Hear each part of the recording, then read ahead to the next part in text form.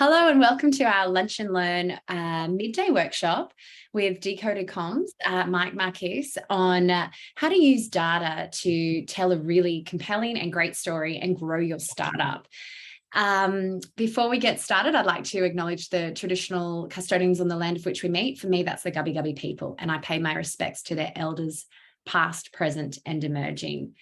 Mike, I'm going to hand over to you. And just to let everyone on the call know, of course, we treat this like a lunch and learn. So, I'll probably be snacking away in the background. Feel free to do the same.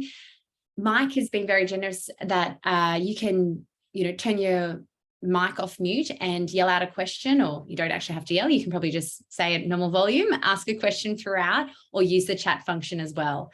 Mike, I'll hand over to you now. Yeah, thanks. Yeah, feel free to shout or message on the chat. I'm sort of set to speak for 30 to 40 minutes without interruptions. That's sort of how long the step-by-step guide and the other slides will go for. So there's plenty of time to interrupt me and ask some questions, or we can sort of do a Q&A at the end if you want to just hold fire until then, in case I cover your questions sort of with the content. So I am called Mike. I'm a freelance PR consultant. So I specialize in helping tech startups earn media coverage and do communications and write content, sort of specializing in industries like sustainability, cybersecurity, sort of B2B tech, hospitality technology, that sort of thing. So yeah, I know you guys are sort of eating, multitasking, answering emails. So people don't have to be on emails. People don't have to be on video. People don't have to, I'm not going to pressure anyone into audience participation. So yeah, I understand how these things work.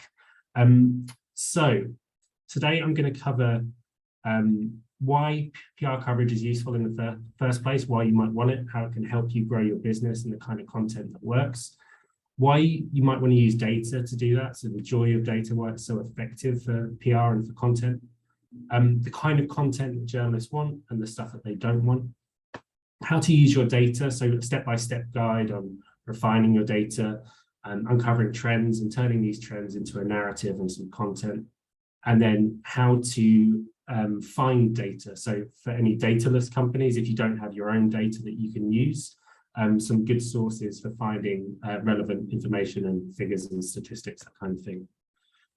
So first and foremost, before I tell you how to get media coverage, I'm just going to cover quickly why business might want PR coverage in the first place. So if you're putting out interesting and engaged and well-informed content, you'll be considered as an expert by your peers primarily, which adds credibility to your story, by your customers, so giving them more of a reason to trust you and to stay with you. Prospects, so giving you, also, can everyone see the slides okay, or is this in the way? Can you see? Yeah, move that down. Yeah, we can see them. Cool, all right. And then also, I'm guessing a lot of you are in the same boat of looking for investment. So if you're seen in the public a lot, if you're seen as a thought leader, as an expert, you're giving investors another reason to invest in your company.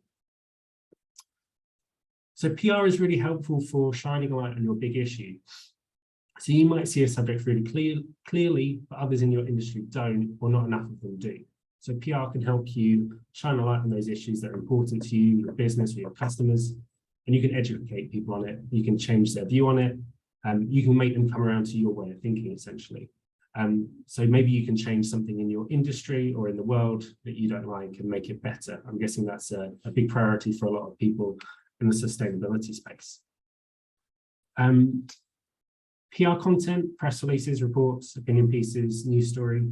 None of this is just existing for the sake of it. It really helps sales and marketing teams as well.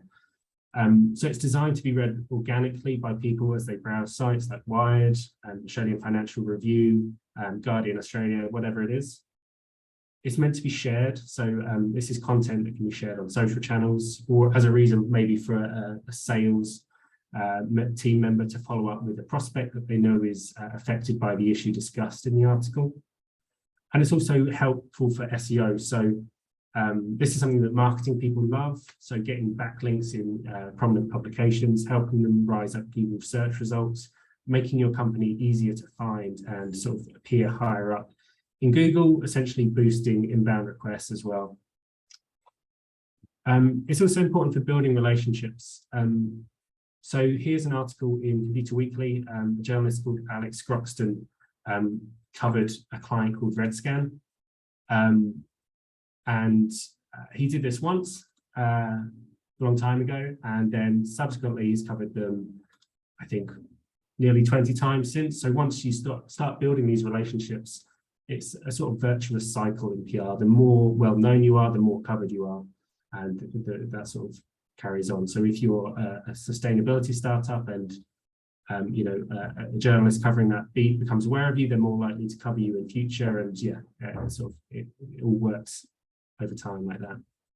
And if you're doing that, if you are putting out interesting content, if you're being seen by your peers, prospects, customers as an expert, if you're helping the marketing team with content, if you're boosting SEO brand awareness, and you've got good relationships with reporters, this can all help you grow your business. So helping you boost awareness, boost sales, hire new staff, attract investment. So this is what you guys really want from PR. So that was the most self-serving part of this session. Now I'm going to talk about why you might want to use data. I'm going to make a case for data-driven content and why it's such a powerful tool for creating stories and generating media coverage. So this is the Guardian Australia homepage. It might be familiar. This was yesterday. And this is the Guardian homepage without stories that are informed by statistics, data, research. There's not a lot there at all. So, unless you're interested in reading about King Charles's official monogram, or I think there's a story on there about feral pigs, this is most of the content is driven by data or supported by data and statistics. So it's really well used. I'll also make the case that data is transformative. So if you've got something that's anecdotal or theoretical, using data can turn it into something a lot more concrete. So if you have an opinion on something as a startup, once you have the data to back that up, then you have news. So it can also make really complex subjects a lot more simple. So the image that you're looking at now, it's a South Korean data story called The Watchers Overhead. So this looks at the silent satellite war that's taking place above Korea, satellites from the US, Russia, and China. They're all orbiting for surveillance, but can't be seen by the naked eye. And this data story just really shows what that looks like, just in a great visual graphic. There's a great website where you can look at a lot of statistics about this satellite war. It's really interesting stuff. And we're going to also make the case that data is democratic.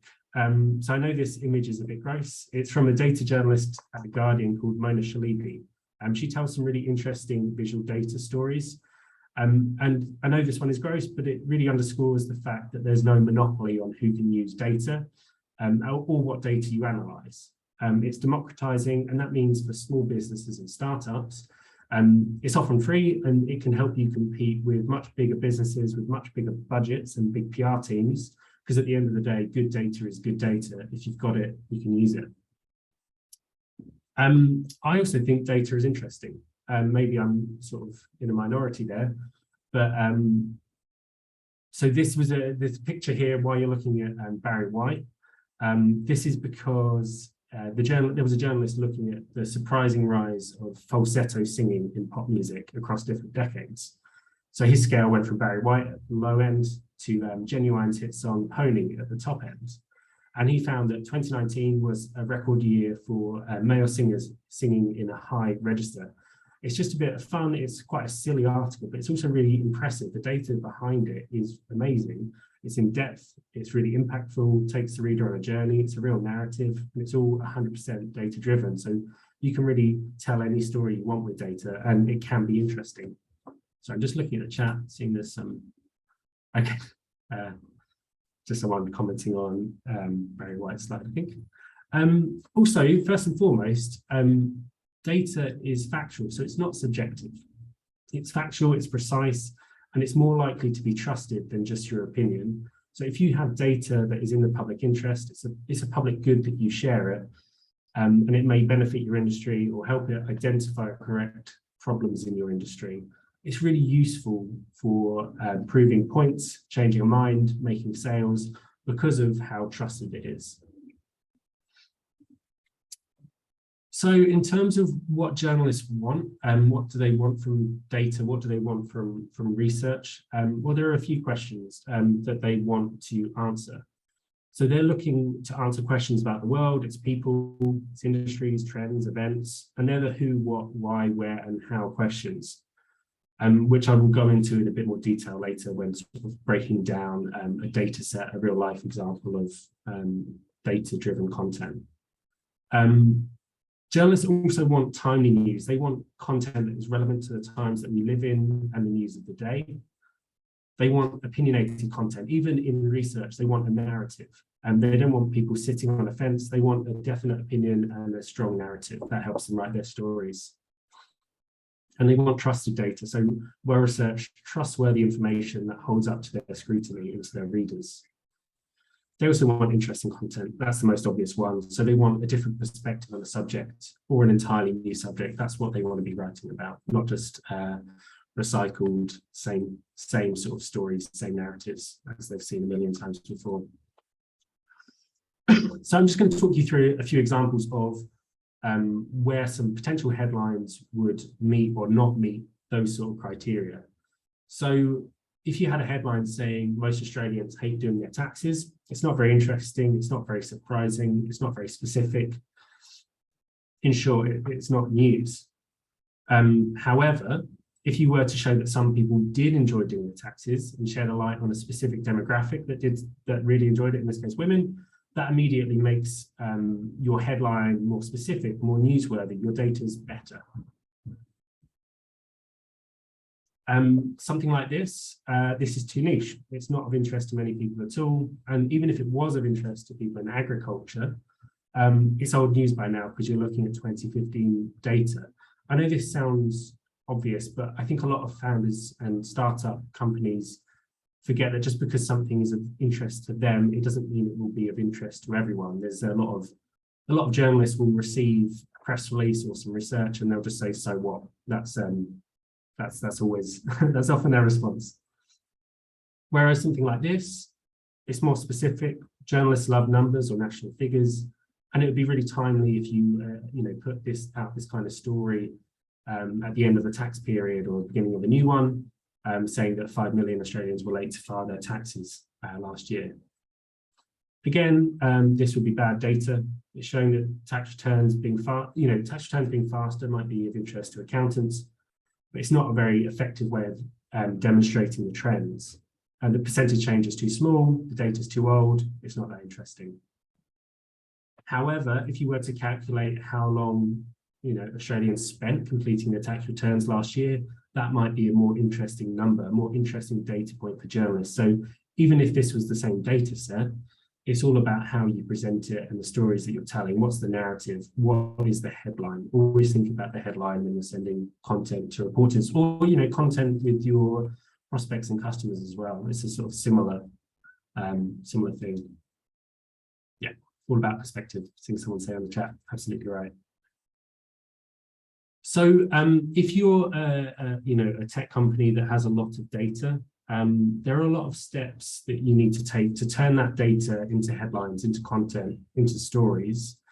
And it can be really daunting to just bring up a massive spreadsheet or even know where to start with that. So I'm just going to talk you through sort of how I would do it and some of the key steps involved. So you need to scrub your data. So this is a case of cleaning it up, removing duplicates, errors, anything that will throw your results off and make your data unreliable. Also making sure that your data is more usable so that you can compare columns, compare data sets, that kind of thing. You want to then look for your anomalies and trends. So try and find the averages, outliers, the most average users, the most interesting ones. That's always the next step. And then you want to compare and contrast. Maybe you can compare your data set with another one, an older one, another sort of publicly available data set online, see how one trend influences another, look for correlation, reverse correlation, causation, things like that. And then you want to visualize. So you want to plot your data over time, create some graphs, make formulas in Excel to spot anomalies, or you can plug it into tools like Data Wrapper. That's a really good site for visualizing data and putting in Excel spreadsheets straight into it and getting great graphs, maps, that kind of thing. Beware of line goes up issues. So if you are a small startup and you're always growing your business, you might see trends go up, and you'll see you'll sort of start to see trends where there are none. It's just a result of your company growing.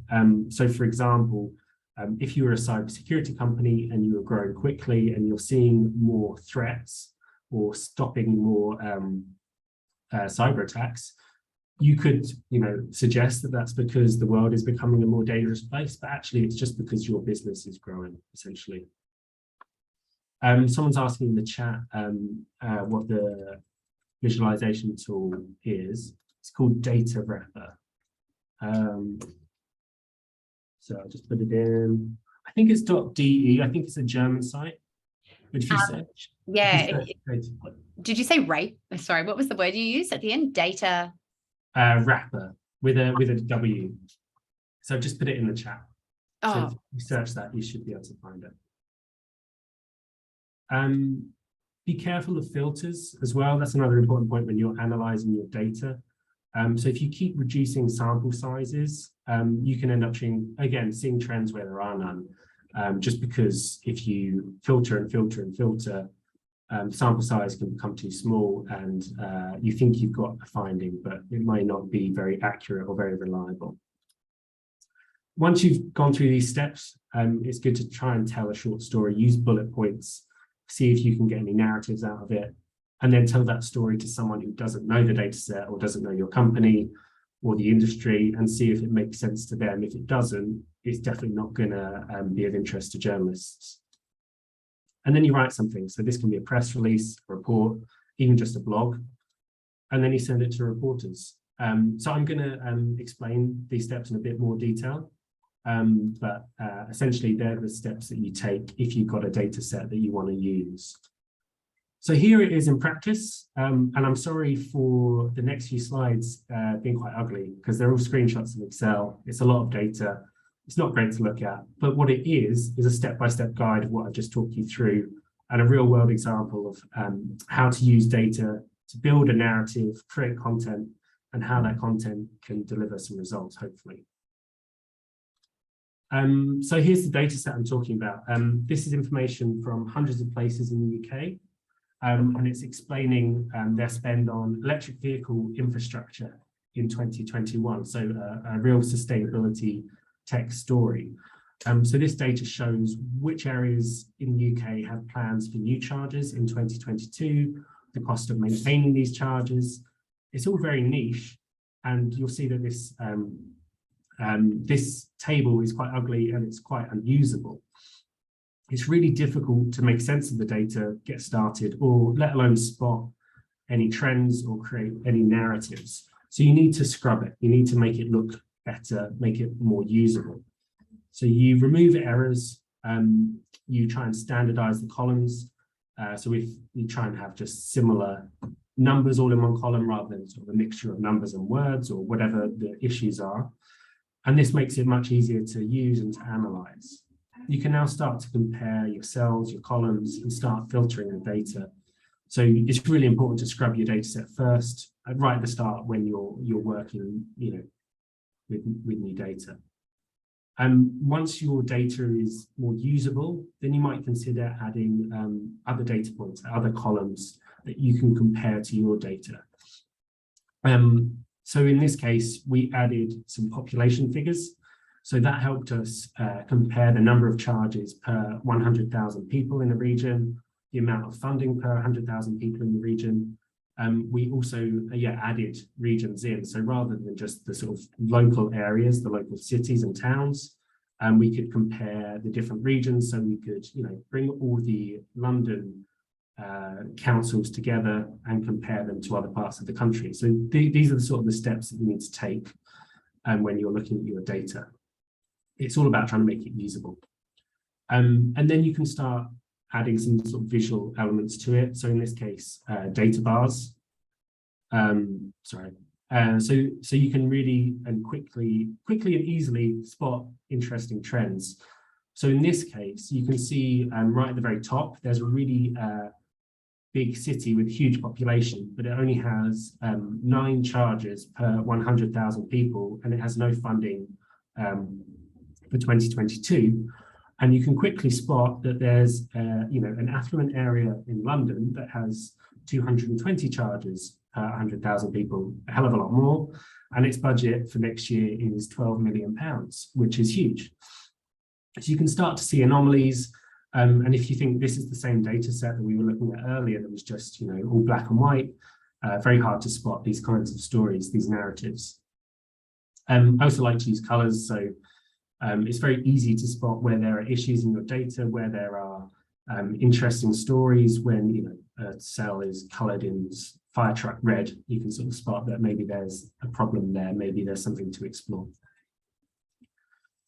So the next step in this case, working with this client and this data set, was to move away from Excel tables and put the data into some charts. So this one showed that there was very little correlation between population size and the money spent on electric vehicle infrastructure. So that was an interesting finding for us, because you would expect them to go hand in hand. The bigger the area, the more money spent on EVs, but it just really wasn't the case at all. And then this one showed that there was a huge disparity. London areas were getting a lot more EV investment from the government than other parts of the country. And places like Wales were being really left behind. So it was at this point that we had our narrative. Petrol car sales were being banned from 2030, but the UK wasn't spending enough on EV infrastructure. The money wasn't spread equally nationwide, and parts of the country were being forgotten. So we, in our report on charge points, it became a report about pain points, why the UK isn't ready for universal ownership. And the report was really informative, it was factual, it had a narrative, it was opinionated, it was timely, it was impactful, and it was all data-driven. Sorry, that sounds arrogant to say all that out loud in a row, but it was a really good report in the end. And my wife designed it, so I liked it a lot as well. We also summarised some of these key findings in a press release that was sent to journalists. So it was sent to all the top newspapers in the country. It was sent to industry titles like electric vehicle titles and wider driving titles. It was sent to sort of vertical publications like sustainability magazines or energy news blogs, those kinds of things. It went on the wire. This is a good service for boosting SEO. So you get your press release immediately published by hundreds of news aggregator sites like Yahoo. They're not really well read by real humans, but they're good for Google search results and SEO rankings. And then the press release and the report were obviously shared with the marketing team. So the client put this content out in its newsletter, it sent it to prospects, and it was a good way of sort of engaging with them, on LinkedIn and social channels as well. And then the end result, coverage in some really key titles like Telegraph, Bloomberg, New Statesman Energy, lots of trade titles as well, like Discover EV and Driving Electric. So the report's regularly cited by journalists and industry experts when they write about electric vehicle investment in the country.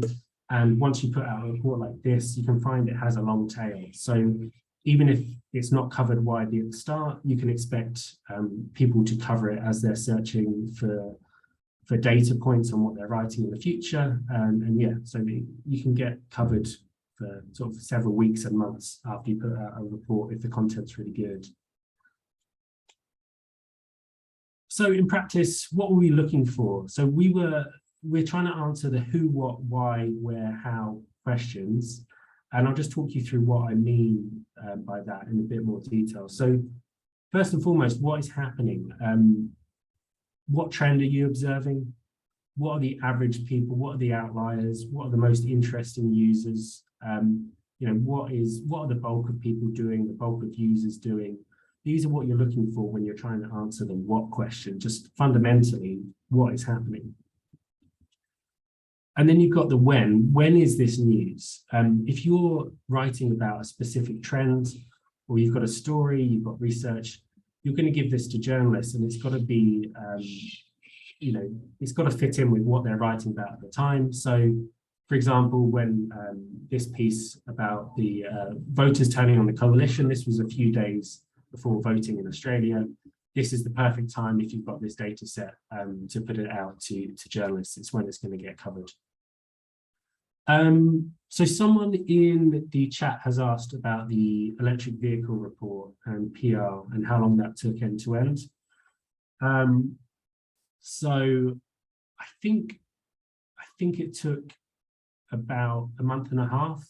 So it was done with a freedom of information request. So I sent out a request to every council in the UK, and then legally they have to respond within 20 working days. So it takes about a month to even get the data set. And then the analysis of it is fairly quick, because I was keen to get it out as soon as possible while the data was still fresh. So the actual analysis and the writing is relatively quick. The client signed things off quickly as well. That plays a big part in it. And like I said, my wife designed the report, so she works next to me day to day. So that was quite quick as well. In that case, really the thing that took the longest was waiting for the data, because some councils really sort of dragged their heels in sharing that with you, and there's not a lot you can do about that. So I hope that helps. Also, a big question is where. So if you're trying to answer this, think about where is this happening, and fundamentally, who cares? So on the right, these are 4 maps that I built in about 30 minutes, just using data from the Australian Bureau of Statistics, which I put into Data Wrapper, which is the tool I mentioned earlier. So you can look at things like percentage of land protected by state and territory, the number of small-scale solar installations, electric vehicles registered, the volume of water used on farms. So this is all data that's online if you care enough to search for it and sort of analyze it. Some of these data sets are not super up to date. I think the electric vehicles, those numbers will probably be quite a bit higher now. This was from 2020, but it's just a demonstration of how quickly you can sort of turn data into visuals and into stories, and the importance of answering the where question, because if you're looking at this and you're looking at the land protected and you're in sort of Tasmania and ACT, you've got really high scores there, but maybe you're in other states thinking, wow, we're really doing a poor job of protecting our land. We're not protecting enough. And then the why and the how question. So this sort of takes us back to shining a light on your big issues. To answer why and how, you probably need to use your expertise to interpret the data and the trends. You want to try and answer the big questions like, why did this happen? Why does this matter? Probably more importantly, why we should change things and why we're in this situation. How it happened, how we move forward. And I think a really important one for startups, you want a call to action in your research, in your report. You want to say how your startup can make things better, why the industry needs to change. These are the kinds of questions that you want to make sure you answer in your content, so that there is a call to action. There's something that people do after they read your report. They go and make a change, they go write a story, that kind of thing. I'm going to give you another example of just using data and sort of analyzing data to tell stories. So this is another real world example. UK hospitality software client that had data on more than 2 million customer interactions in pubs, bars, restaurants in the UK over 2020. So this data showed when they arrived and when they left a venue. So these are some of the things that we did with it. We put these interactions onto a timeline. That was the first thing we did. And this tells a story of how the hospitality sector fared and survived during COVID lockdowns in 2020. So if you look at it, there are some pretty obvious trends. The impact of trade during lockdown. The biggest lockdown in the UK was in this period, from sort of March onwards, and that had a huge impact on hospitality. It's there in black and white, well, in sort of blue, but you can see that immediately. You can start to spot other trends like patterns, so spikes at the weekends. That sounds like an obvious thing, but it's quite nice to see how different trade is in the hospitality sector at the weekend versus weekdays. And you can also spot more subtle trends. So in the UK, in August, the UK launched a very poorly named promotion called Eat Out to Help Out. So people were able to go out for dinner or drinks for half the price on Mondays, Tuesdays, and Wednesdays, and the government paid the hospitality venue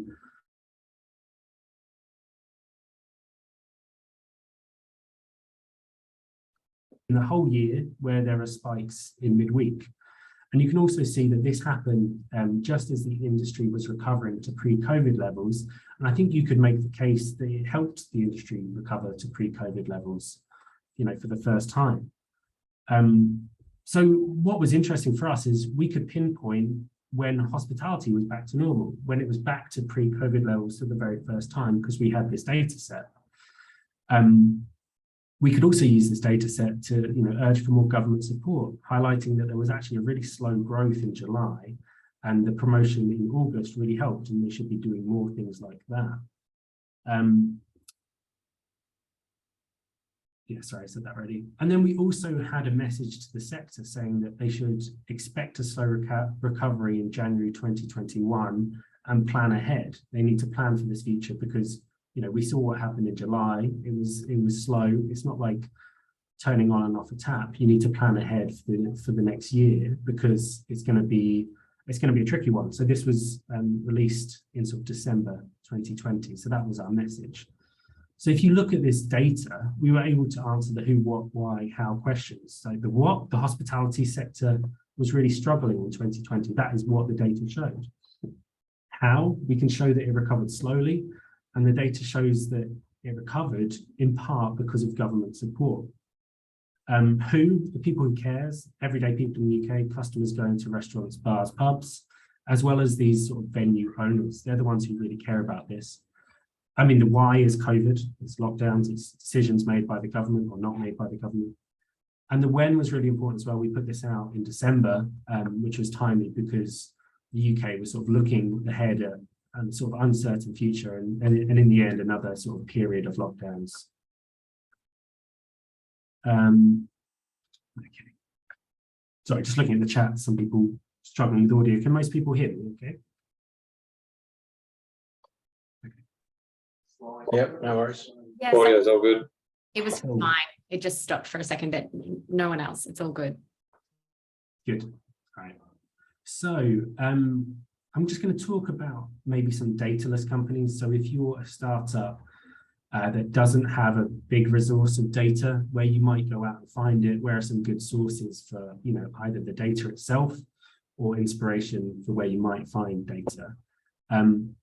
So start with the government. There are a lot of government sources of data. The Australian Bureau of Statistics, there's data.gov.au, and I think local states and territories have their own version. So I know Victoria has its own data.gov.au sort of website that might be useful to look at. If you don't have data, but you're well connected in your industry, it's worth reaching out to any partners, customers, investors, suppliers, those sort of people who you might think have an interesting data set, and maybe talk to them about collaborating on this kind of project. Also look at data journalists. So this is a good source of inspiration. See what data journalists are writing about, how they're doing it. If you search data journalism, you'll find a lot of good content online, and, you know, data journalism, and then maybe some specific terms that you're interested in. Reddit's really useful. There's a sub called Data is Beautiful. I'd highly recommend checking that out if you're interested in this kind of thing. It can be a good source of inspiration, some ideas, how to present your data, how to analyze it, what other people have done with data sets. It's interesting stuff. And so is a site called pudding.cool, which I know is a weird address name, but this is a website completely dedicated to data journalism. I think it's where the Barry White falsetto research comes from. It's a really good site, and yeah, another good source of inspiration. And then I know this sounds a bit vague, but the past. Look at Google the subject you want to explore and see who's issued statistics on it before or reports on it before in the past. And this can inspire you to maybe repeat what they've done, recreate or adapt their methods for your own purposes.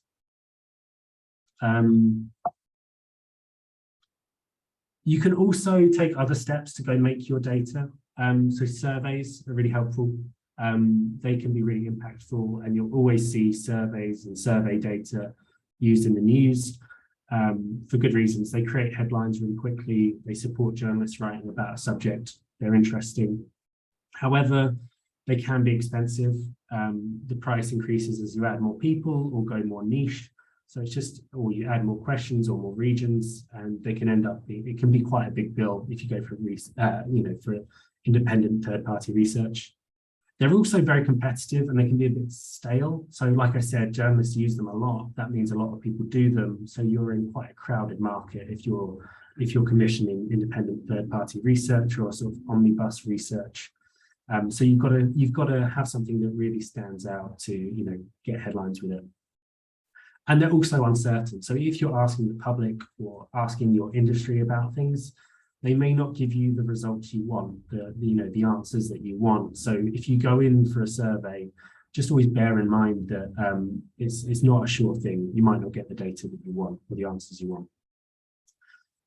Tips for, if you do go the route of a survey, tips for making that as successful as possible. You want as many respondents as you can. So you want at least 1,000 if you're sort of doing an omnibus survey. This is sort of average Joe on the street, how 25% of Australians think X, Y, Z, those sort of headlines. If you're doing something more niche, something more targeted, 500 respondents is okay. So you're looking at founders or CEOs or chief technical officers, those sort of roles. You can sort of have a few less. You want an independent survey. So I know that a lot of companies like to poll their customers, but as far as journalists are concerned, it's not a representative sample of sort of any industry. So they are less likely to publish your research if you're just polling customers, to be honest. Think about the story first, not questions. So this is something that a lot of people don't do. So work backwards from the story that you want to tell and decide the questions then. You don't want to end up with a lot of responses, a lot of data, and think, how the hell do I link all of these together? You want to have that sort of link, that story at the very start before you start writing any questions at all. Also think about the order of the questions. You're taking the respondents through a journey. If you want them to answer, I know this sounds really shady, but if you want them to answer a question a certain way, they're more likely to do so if you can lead them on that journey to that point throughout the rest of the survey. If it's the first question, you're sort of leaving it into the hands of the gods as to how they'll answer that question. So you want to really think about the order of the questions and the sort of journey that the respondent is going to go through. You also want to hedge your bets. So what I mean by that is, rather than asking lots of yes and no questions, ask questions with multiple choices. This can create more data points, more potential stories, more narratives. Also, if you're going to ask if the respondent agrees or disagrees with a statement, add in things like strongly agree, slightly agree, and that way you're going to have fewer people sort of sit on the fence and sort of say, neither or not applicable, those kinds of responses which are really damaging for surveys. So someone in the chat has asked, what is the ideal minimal sample size for your own surveys? So yeah, like I said, you often want 1,000 if you're just talking about, everyday people on the street. And yeah, like I said, if you have a really targeted audience, targeted set of respondents, you can go a lot smaller, but the bigger is always better as far as journalists are concerned. And you see some surveys that have 20,000 respondents, and they're often more widely covered, but they are always going to be really expensive if you go that big. That's just something to be aware of, and they will take longer as well. So freedom of information requests, I mentioned earlier, this is a really good way of getting data that is free.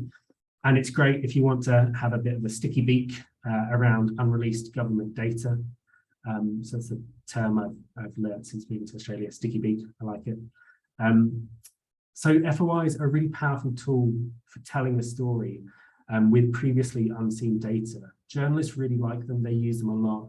And if you can go to them with, real government data, that's going to be more trusted and more respected than just survey data.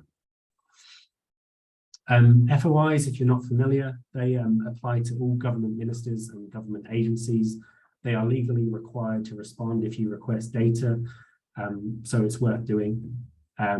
It allows anyone to request files or data. You don't have to say why, you don't have to give a good reason, you just have to make the request.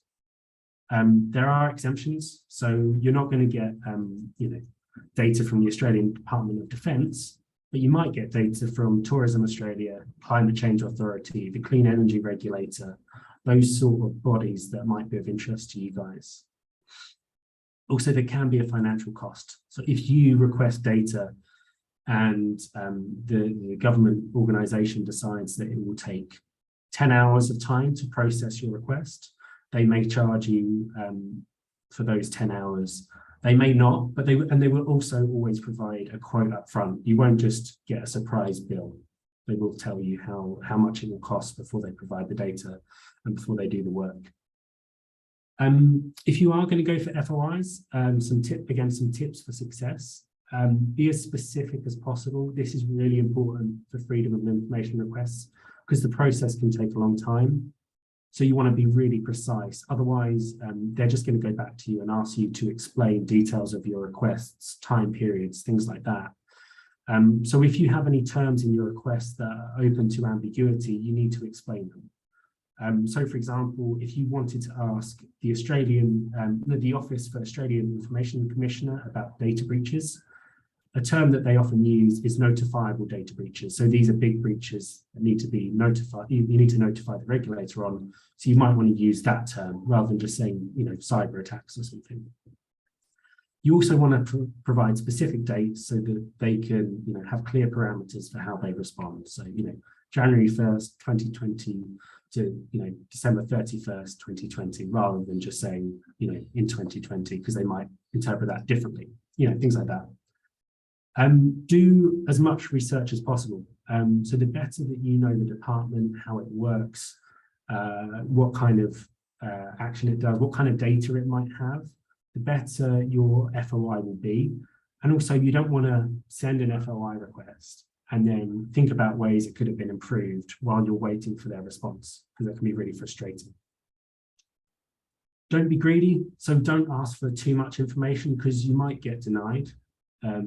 And you might get a higher cost if they do issue a cost for it. So try and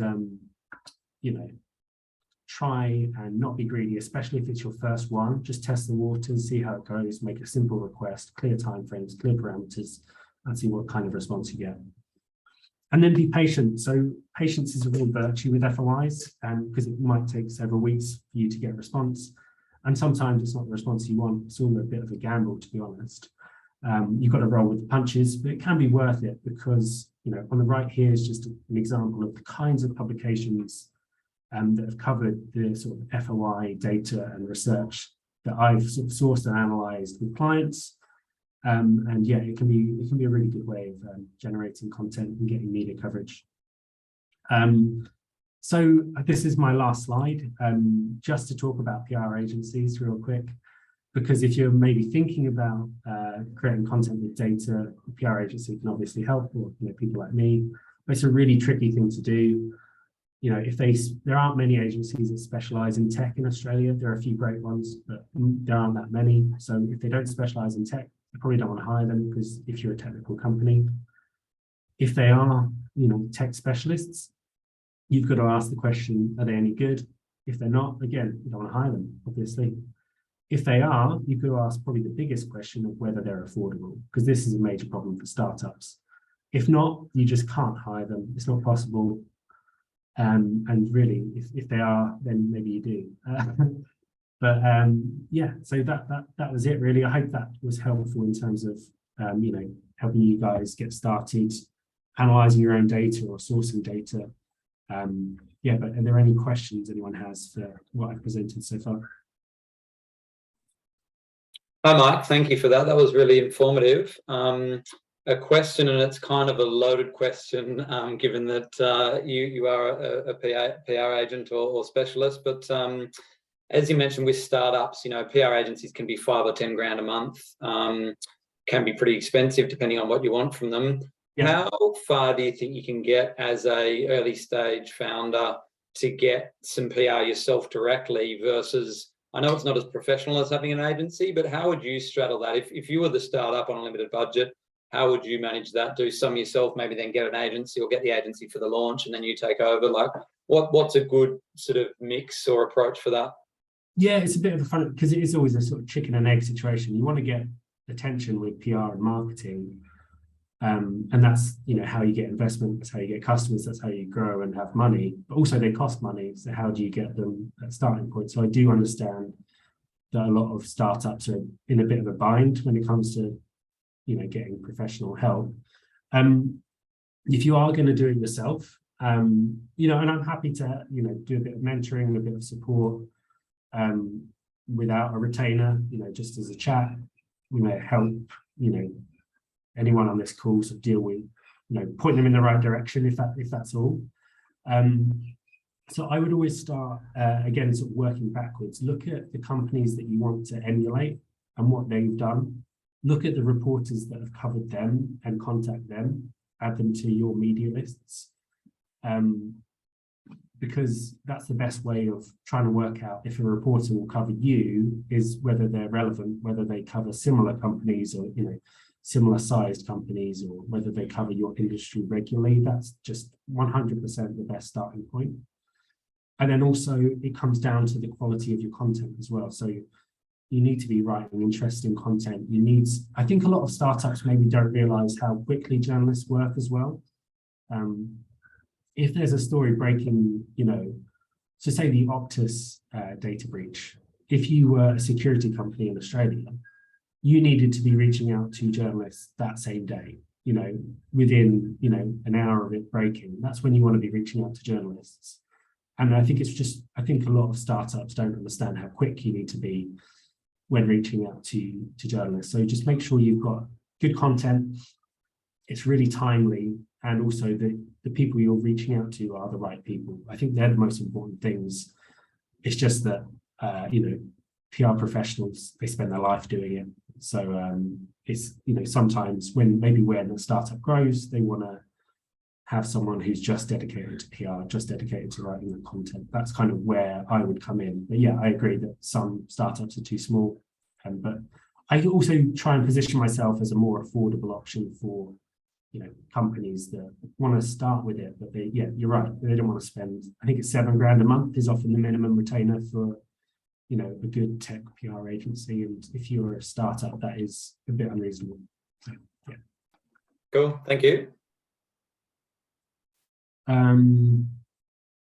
Okay, so someone's asked in the chat as well, if they've got any tips for maintaining coverage without a big data-driven story. So, I mean, like I said, it all comes down to content. It doesn't mean you need data content. I just think data is a good way of creating good content. So, you know, if you can put out content to a journalist that is opinionated, interesting, timely, that can still work. It's just, I think data is just a powerful way of just sort of adding to those stories and, you know, improving them, or give you a sort of starting point for them. You want to be putting out, you know, company announcements as well, sort of keeping journalists up to date on what you're doing. If you're working on exciting projects, you know, share them with reporters, update them, introduce them. If you've got an exciting customer, maybe see if that customer is willing to speak to a couple of journalists about, you know, what you're working on. Maybe pull together a case study on it and share it with people. Yeah, those kinds of, it's hard to make these recommendations without a bit more context about what you work in, you know, because yeah, you sort of need to understand, you know, what challenges your company solves before I can say how you can sort of generate coverage in that sector, I guess. But there are lots of ways. And like I said, happy to talk if anyone wants to about these sort of things. I don't feel like I answered that question very well, but yeah, maybe a follow-up might be more helpful. I did just put in the chat there, you know, Simon from Startup Daily is always hungry for startup news. And, you know, it asks us regularly, like, you know, what's new, what's happening, let us know, and loves exclusive. So please do share with us any news you have, and we can always, you know, do an intro, pass that on. Yeah. Yeah, I mean, well, like you say, he's always looking for startup stories. I think a lot of people can be maybe slightly fearful about journalists and starting with PR, but it's important to remember that a lot of these journalists want content, they want stories, and they want to tell good news stories. So, you know, if you're a company like Optus, or, you know, you're a politician in Australia, journalists will go out of their way to tell negative stories and, you know, dig up dirt. But if you're a startup, they want to tell stories about Australian startups doing well, especially startup publications and, you know, clean tech titles. So go into it with that sort of that mindset, I suppose.